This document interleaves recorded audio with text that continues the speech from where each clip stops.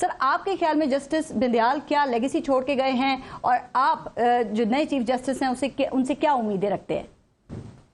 بسم اللہ الرحمن الرحیم، بہت شکریہ۔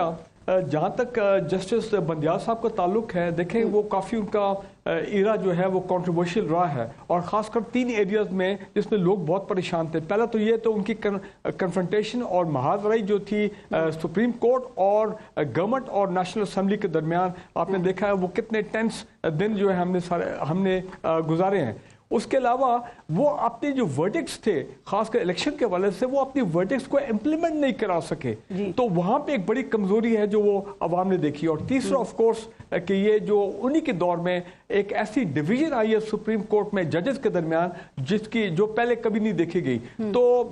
یہ تو کنٹروورشل ایسپیکٹس ہے جو ان کے دور میں ہیں۔ لیکن آپ سمجھتے ہیں، ایک سوال چھوٹا سا، آپ سمجھتے ہیں کہ جسٹس گزشتہ 1 سال میں جو فیصلے کر کے گئے ہیں فاروق حمید صاحب، اس سے اسٹیبلشمنٹ کو کچھ معاملات پر پریشانی بھی ہوئی ہے؟ دیکھیں اب یہ تو کہنا بڑا مشکل ہے، لیکن جسٹس بندیال صاحب نے میرا خیال ہے ان کی اپروچ بڑی ماڈریٹ اپروچ تھی when it came to the establishment۔ انہوں نے میرا خیال ہے کوئی ایسا بڑا فیصلہ نہیں کیا کہ جس میں ان کی اور اسٹیبلشمنٹ کے درمیان میں کوئی ایسے کھلم کھلا کوئی محاذ رائی ہو، جو ایسے کوئی ٹینشنز ہوں جو کہ پبلک میں سامنے آئیں۔ لیکن جاتے ہوئے میں جو سمجھتا ہوں انہوں نے یہ تمام چیزوں کو کور اپ کیا جو انہوں نے اپنے لاسٹ آف جوڈیشل کیریئر، جو انہوں نے نیب امینڈمنٹس لا، وہ NRO2، وہ میلافائڈ لا جس پہ پوری پاکستانی قوم پریشان تھی، انہوں نے اس کو جو نل اینڈ وائڈ کیا، اس کو سٹرائک ڈاؤن کیا۔ میں سمجھتا ہوں کہ یہ یہاں پہ باقی سب چیزیں جو ہیں وہ کور اپ ہو جاتی ہیں، اور جس کی وجہ سے ان کی لیگیسی میں ایک بہت پازیٹیو جو چیز ہے وہ سامنے آ گئی ہے۔ اب جہاں تک قاضی فائز عیسیٰ صاحب کا تعلق ہے، دیکھیں بالکل ایکسائٹمنٹ ہے پاکستان کے عوام میں۔ ہم ہمیشہ کہتے ہیں change is always for the better, تو قاضی فائز عیسیٰ صاحب سے لوگوں کی بہت توقعات ہیں۔ میں آج پڑھ رہا تھا ان کی جو سپریم کورٹ میں ان کی جو ویب سائٹ ہے اس پہ یہ لکھا ہوا ہے کہ جناب قاضی فائز عیسیٰ صاحب جو ہیں وہ بہت بلیو کرتے ہیں کانسٹیٹیوشن، اپنا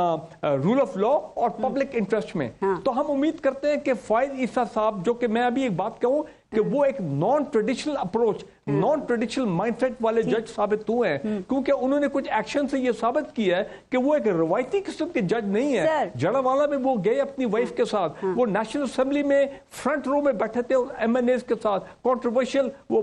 اس کو دیکھا گیا۔ لیکن ایک بات، آپ جسٹس قاضی فائز سے بات کر رہے ہیں، تو آپ کے خیال میں جسٹس قاضی فائز عیسیٰ اور اسٹیبلشمنٹ کے درمیان تعلق کیا اس حد تک رہے گا کہ دونوں اپنی اپنی ڈومین سے باہر نہیں نکلیں گے؟ چونکہ یہ بھی آپ کے علم میں ہے نا کہ ماضی میں ان کا جو تعلق ہے اس میں کچھ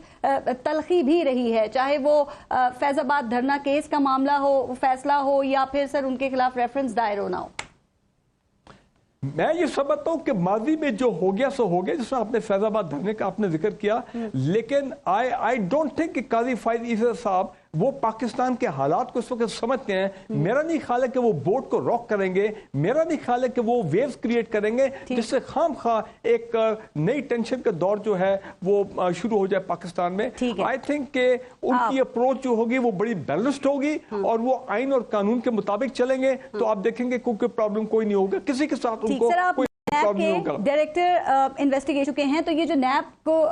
ترمیم کو کالعدم قرار دیا گیا ہے، آپ اس کو ویسے کیسے دیکھتے ہیں اس فیصلے کو، اور آپ کے خیال میں اس کا فائدہ یا نقصان جو ہے وہ کس کو ہوگا؟ کیونکہ نیب کی کارکردگی بھی دیکھیں تو وہ کوئی خاص تو نہیں رہی سر، کوئی سیاستدانوں سے ایک دھیلے کی ریکوری نہیں ہو سکی، صرف میاں نواز شریف اور مریم نواز کے کیس کے علاوہ کوئی اور فیصلہ نہیں ہو سکا، اور مریم نواز کی سزا بھی کالعدم ہو گئی، تو یہ تو نہیں کہا جا سکتا کہ مثالی کردار تھا اس نیب کا، اور اس سے پاکستان کا جو احتساب کا نظام ہے اس سے کوئی ڈینٹ لگا ہے۔ تو آپ کیا دیکھ رہے ہیں، اس سے کس کو فائدہ یا نقصان ہو سکتا ہے؟ اب